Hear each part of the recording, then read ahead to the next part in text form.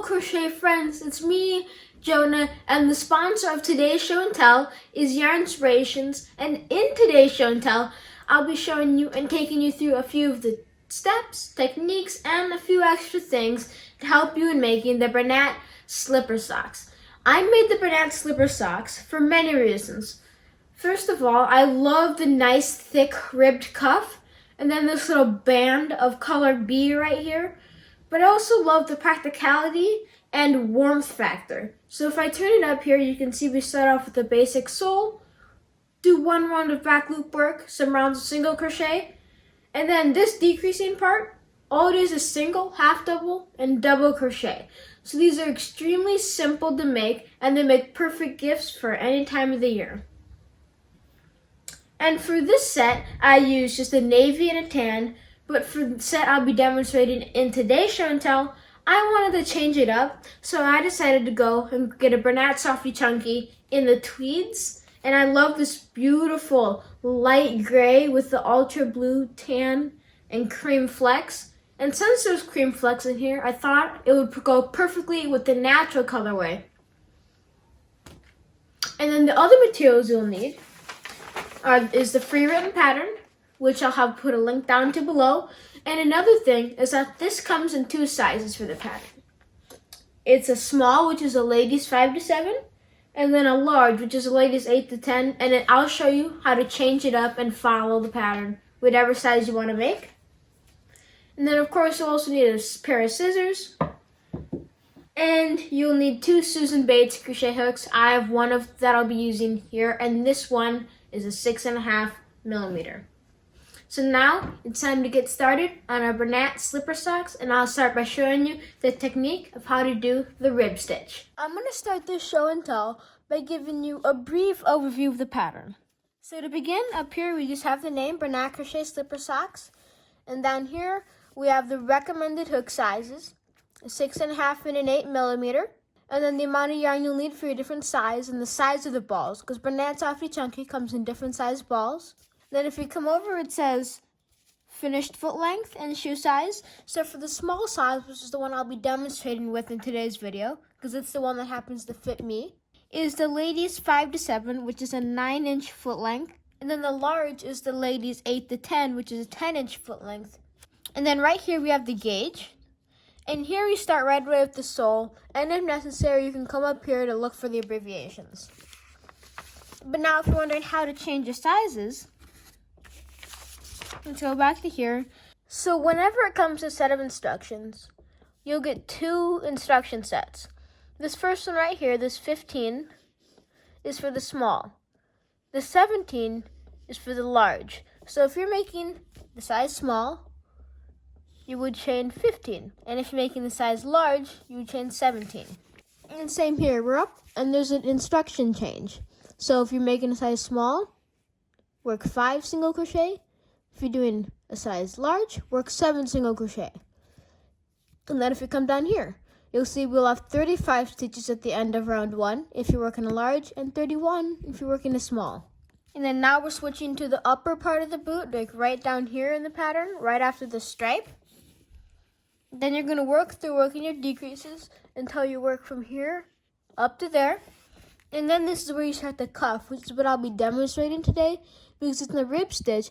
And it's surprisingly, the rib stitch is actually not known to many crocheters. And I think it's really pretty, and it's actually surprisingly simple. All you need to know is double crochet, and I can take you through the rest in this show and tell.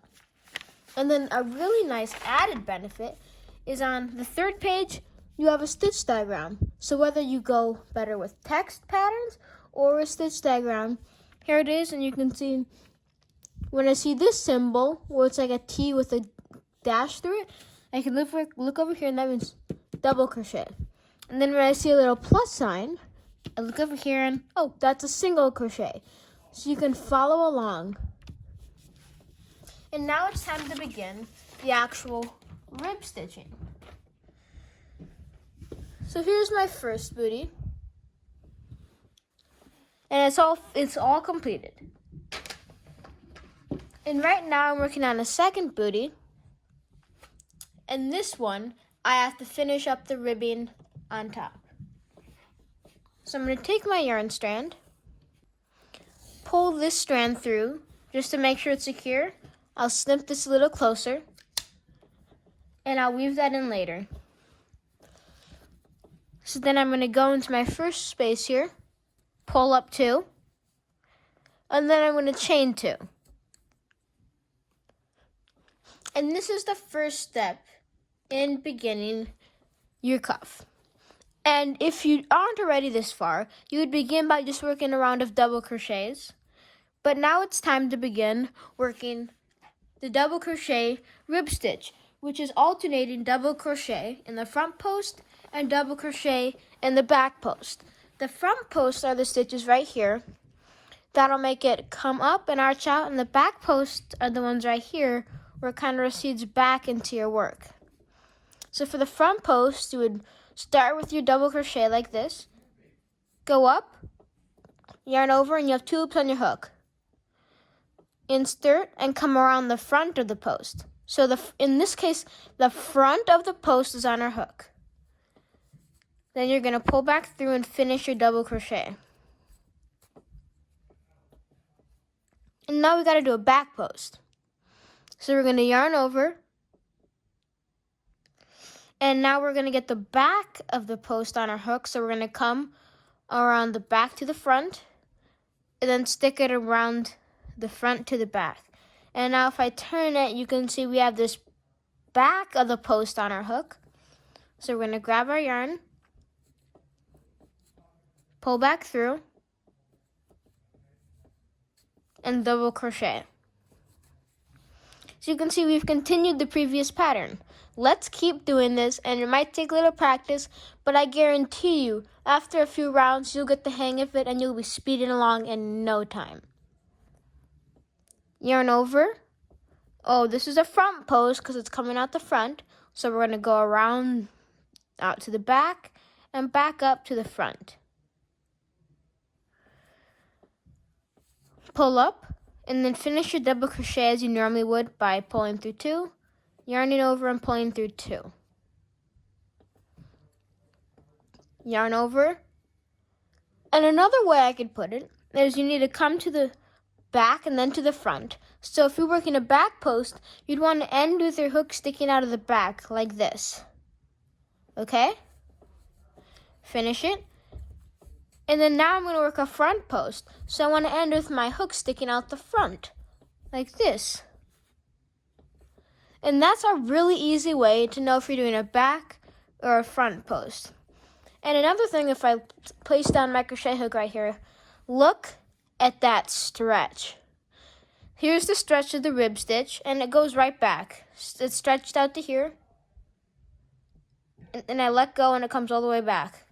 But if I was stretching it out here, it's a little firmer because of the type of stitch we're doing, and you can't stretch it out as much. But this is why the rib stitch is commonly utilized in cuffs of slippers or boots, and it's also commonly used for hat brims because that part needs to be stretchy. So here I am continuing to work the rib stitch. Next up is a front post and then a back post. Now we're going to keep working and just let it go very smoothly.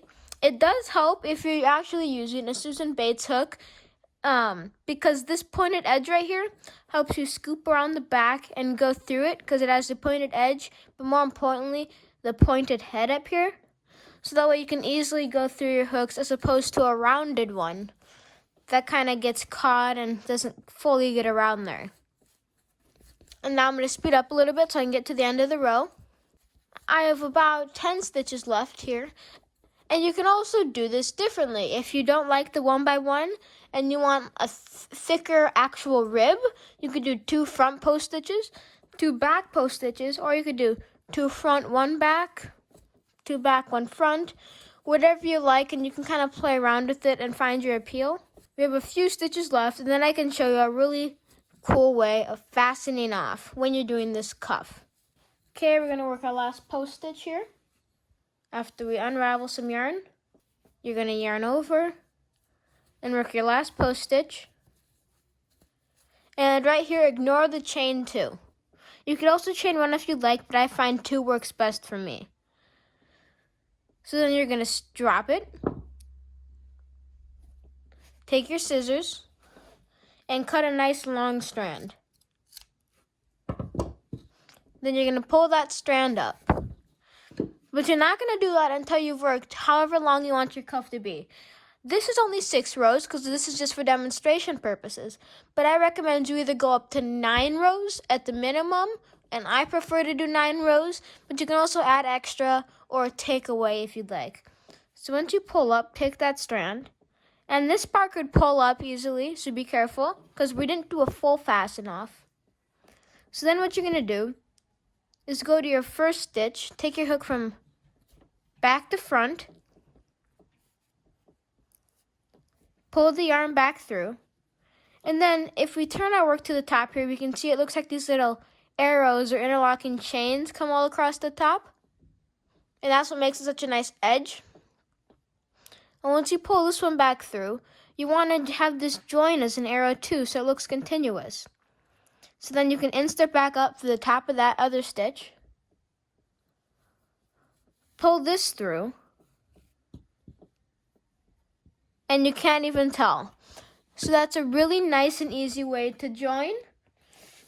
And once you worked your cuff up high enough, this is what you will achieve. I hope you enjoyed learning the rib stitch, a cool way to fasten off, and a few other tips and tricks in today's show and tell on the Banat Slipper Crochet Socks.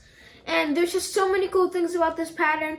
I really hope you enjoyed it. And also, please make sure to modify it in any colors, any size, or any cuff that you'd like, because there's so many different fun ways you could do it, especially with this ribbing. You could do 2x2, 2x1, all sorts of it. You can even do it all in front post or all in back post. But make sure to check out Bernard Softly Chunky, tweeds, ombres, regular, stripes, all of it. And then also check out the free written pattern, which I've linked to below. And please make sure to like, comment, and subscribe to Jonah's Hands and Yarn Inspirations. Have a wonderful rest of your day, and crochet away, friends!